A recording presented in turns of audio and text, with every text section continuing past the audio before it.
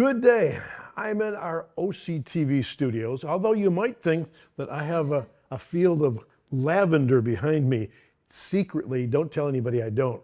But I have a lady who knows a lot about lavender here, so our team pretends that we're in a lavender field. Iris, it is a pleasure. Thank you for stopping by our studio. Oh, thank you. My pleasure. It's very nice to meet you. Nice to meet you, I understand you have something to do with the pretend lavender that's behind us. So tell us, Iris, what brings you to our studio? I understand that there's an event that you have coming up. Tell us a little bit about what's going on there, please. Are you referring to the poetry contest? The poetry contest, Okay. Exactly right. Okay. The poetry contest is not an event in any one place. It's to encourage people, give people an opportunity to sit down in their own writing space. Nice. And write a poem without the pressure of thinking it has to be a prize winner. Just follow their heart.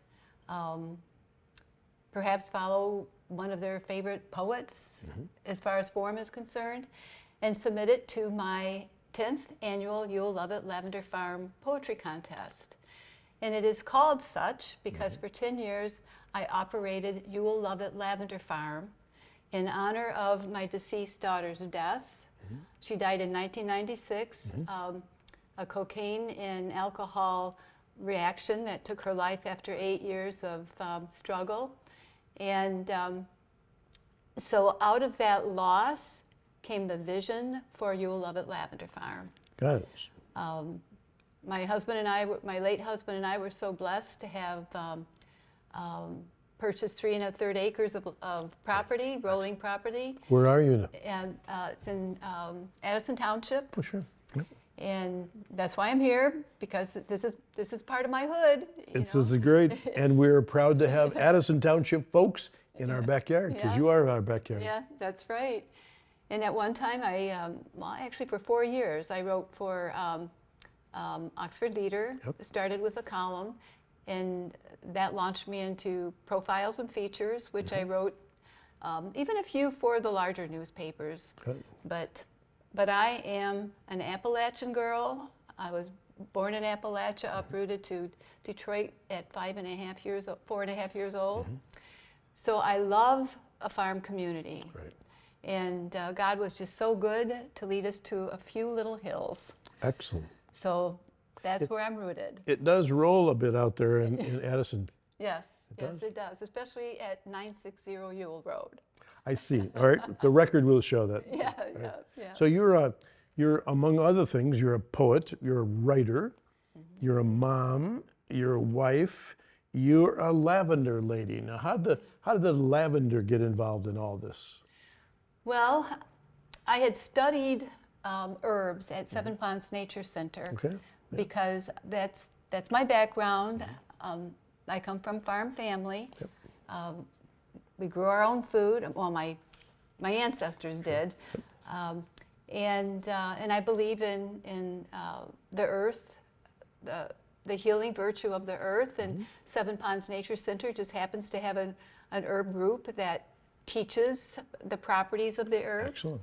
So I joined that group while I was writing poetry and profiles and features for everything else, and for my own health.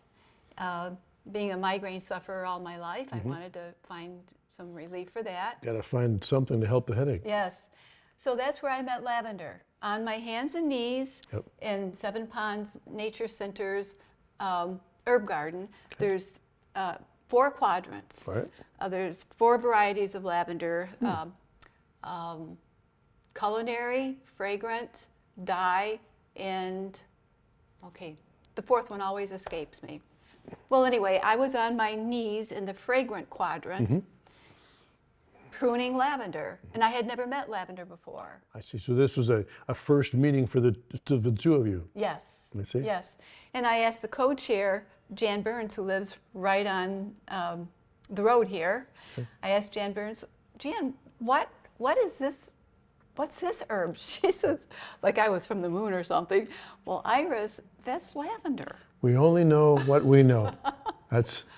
Well, the reason I didn't know it is because lavender is a Mediterranean plant. and it doesn't like a lot of water, Right. and it certainly wouldn't have grown in Appalachia. Right. So, but I just happened to have rolling hills, full sun. Good there. So having lost my firstborn daughter and unborn grandchild to the drug culture, I was suffering great grief and agony. Sure. And so one day while I was in my perennial island, pruning the lavenders that I bought at Seven Ponds Nature see, Center, and they were mature and it was time to prune them, I started crying.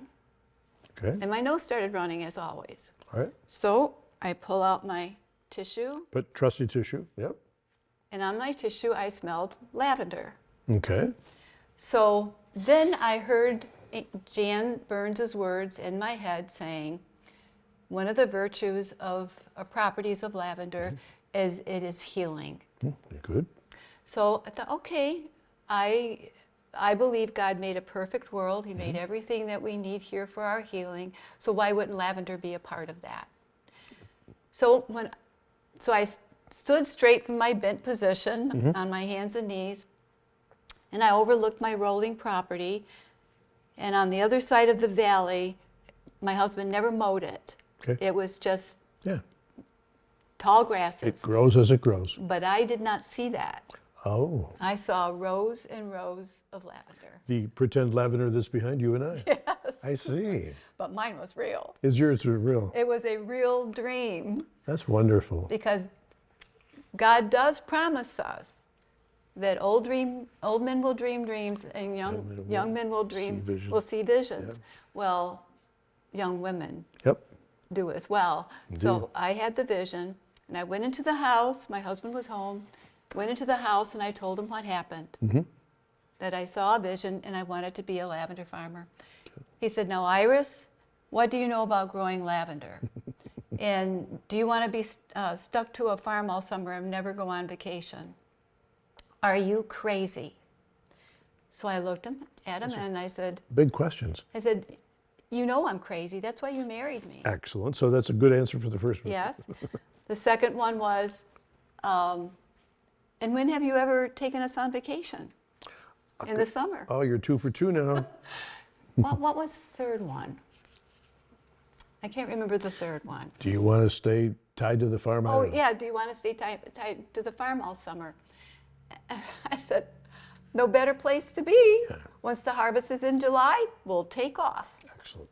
So So that's a good start. Now, so what do you do with the lavender you grow? I harvest it and bundle it with a rubber band, and then I put a paper clip, open it up and put a paper clip underneath the rubber band. Okay. Then I hang it on a line that's in my pavilion, Okay. a building that I had built out of the profits of the lavender farm. Outstanding. And Is this a place to dry the lavender, perhaps? yes, Must have quite a smell in that building. it's gorgeous, it's gorgeous.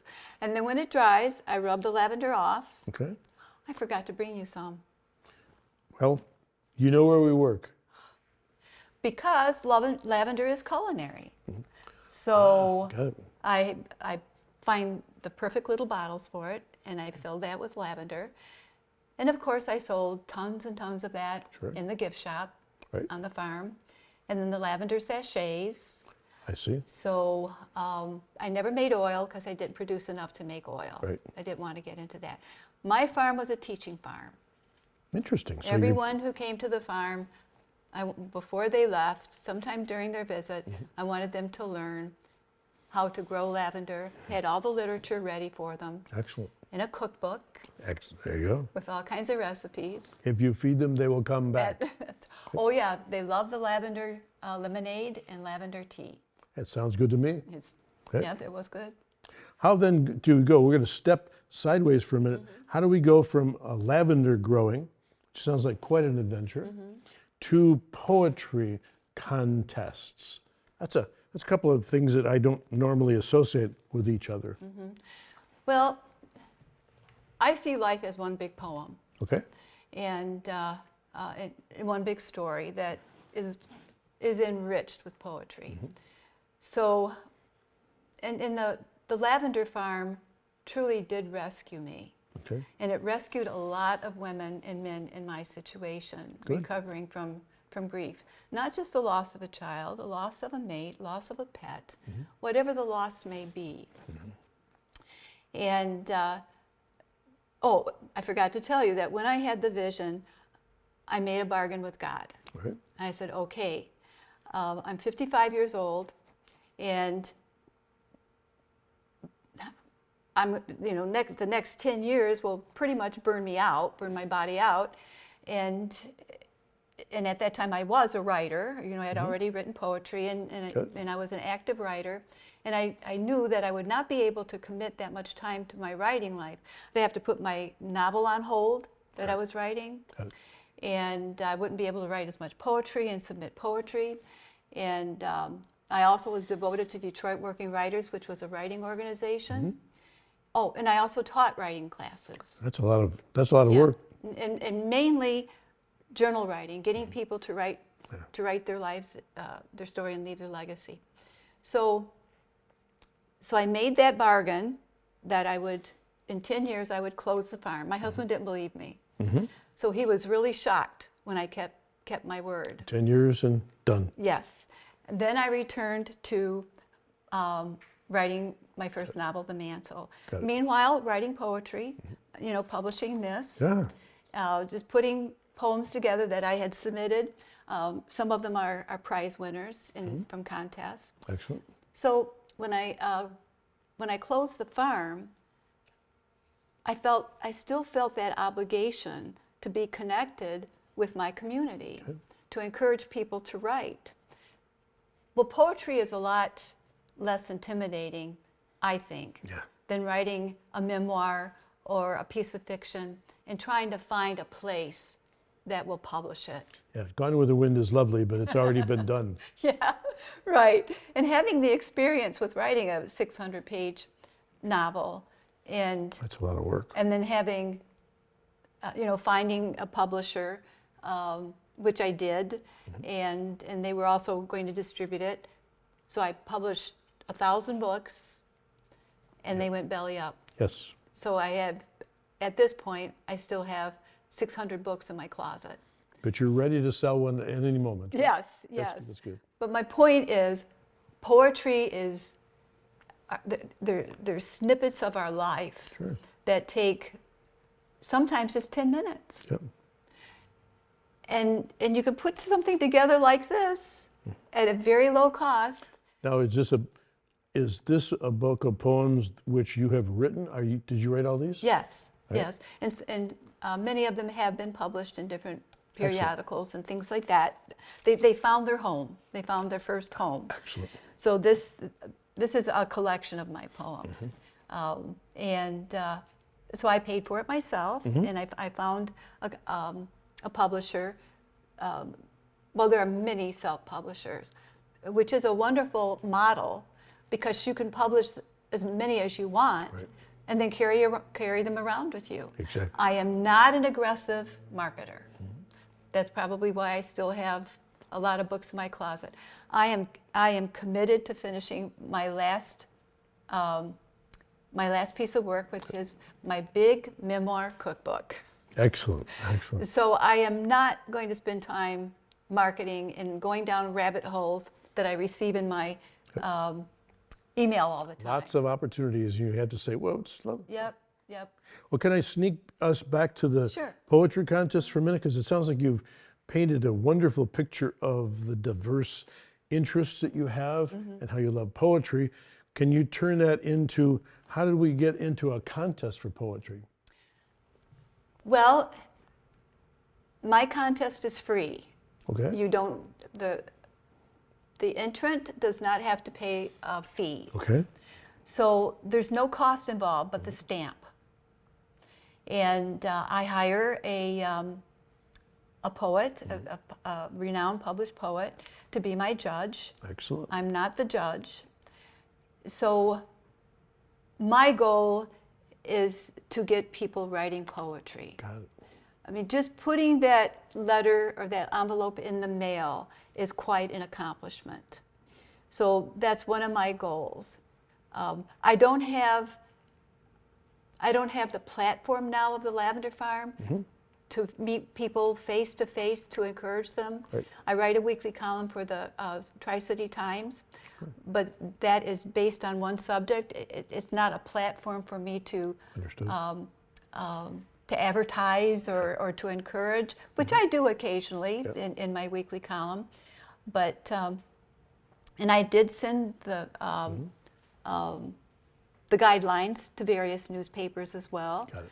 So the poetry contest is my way of saying you can do this. Excellent. Now I see that in the documentation here, it has to be postmarked no later than Friday, May 30th, which is a month away. Yes. So they need to write a poem or take a poem that they've written, send it to, and we'll have this document online so you can see it. Okay. They send this to you on Yule Road in Leonard and 960 Yule Road, poetry contest.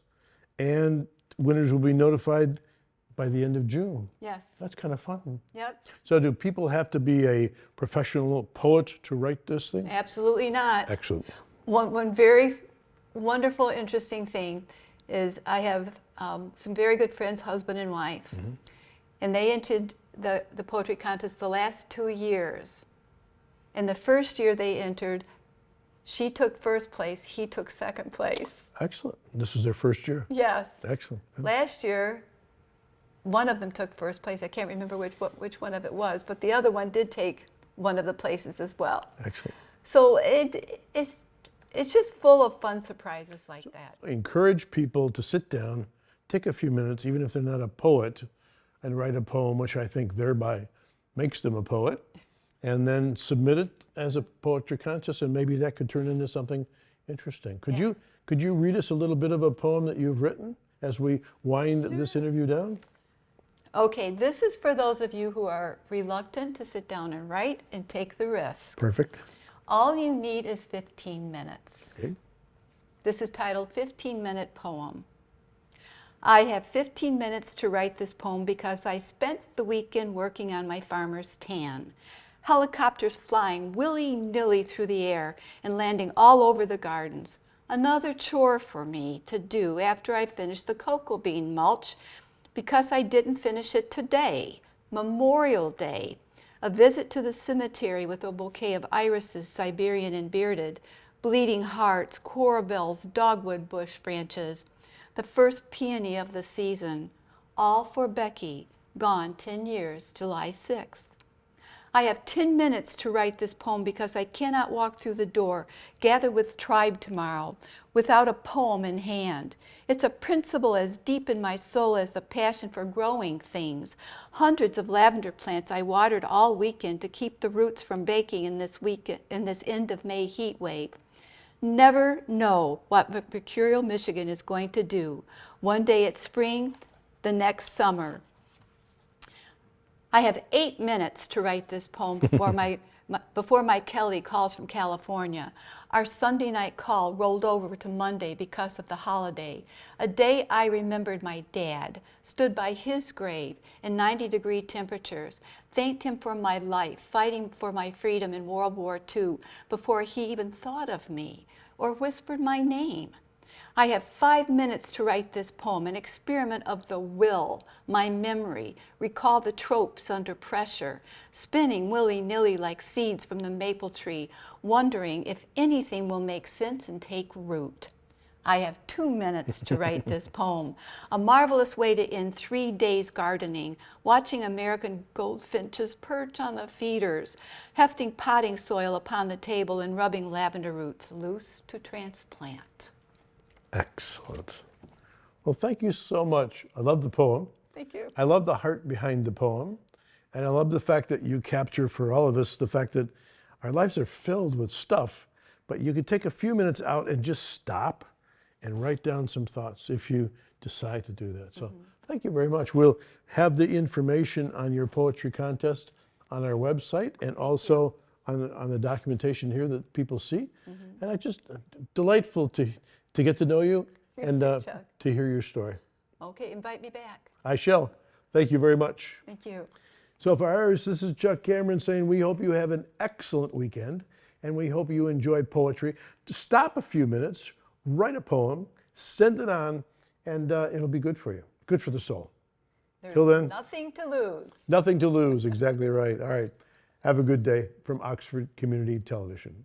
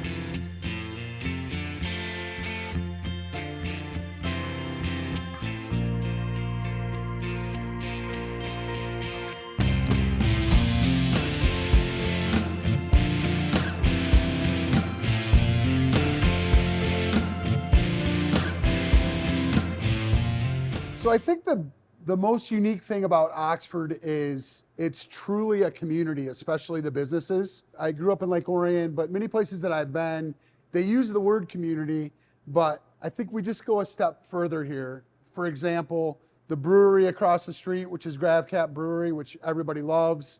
Actually, there's a QR code on every table that you scan and we deliver food over there. Different restaurants over the past couple years, if they run out of something or need some help with something, we help each other. And I don't see that a lot in other places. Because we're right downtown, it's nice that we're so close to a lot of the other businesses here. In our quad, we're connected with 4 other businesses, and that's really nice that it breaks up your day. You know that you have other people around you to support you. Sometimes we just exchange quarters and dollars. If we're running low, we just don't have a chance to get to the bank. So that's very nice. There are also other businesses that we collaborate with different promotions going on. Evergreens is a big one. We'll be working with them on having different opportunities to bring parents in some treats while they're here with their kids doing activities. So it's just really nice to have the support of other businesses when you're in such a small area. As a resident first of the village of Oxford, coming in and patronizing the businesses here and seeing how awesome the business owners were and how involved they were in their own businesses, that actually gave me a lot of confidence to open my own business here. And I wanted to become part of that community where a lot of these business owners, they're here every day. They're operating and they're networking and promoting their businesses, and so we're working together hand in hand a lot of times. Oxford has everything that we need right here in town. We got places to work out, we got places to go and take care of our bodies, we got so many places to eat, different kinds of ethnic foods, we got a movie theater right here, we got a gift shop. So I feel like everything I need is right here. When I think of Oxford, having been here like 7 years now, I like the downtown feel. I used to drive through here many years and just think, wow, what a cool little town. And I barely even knew what Oxford was, you know. Usually I travel down 15 if I'm going to a Red Wings game or Tigers game.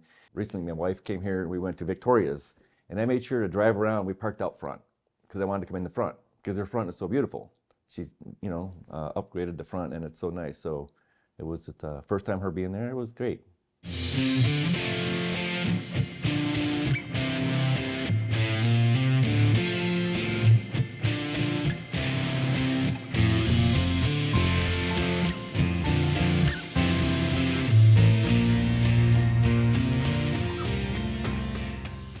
So I guess basically we don't just say that we're a community, we truly are, and it's a great place to be.